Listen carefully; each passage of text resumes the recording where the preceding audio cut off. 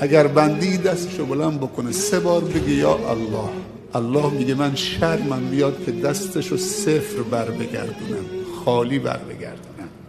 و 2 تا اعتراف هم خیلی دوست داره، این که از بندش بشنوه که هر چی من دارم تو زندگی من هست، از پدر و مادر خوب، فرزندان خوب، همسر خوب، شاگرد خوب، معلم خوب، دوست خوب، همسایه خوب، هر چی نعمت تو زندگی من هست پروردگارا منشأش توئه.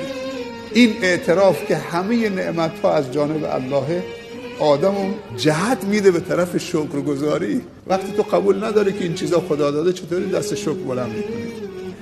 پس شکر، اعتراف به نعمت آدمو به شکر میرسونه و شکر آدمو به خوشنودی و رضای خدا میرسونه و رضای خدا یعنی سعادت و پیروزی و رستگاری. دومین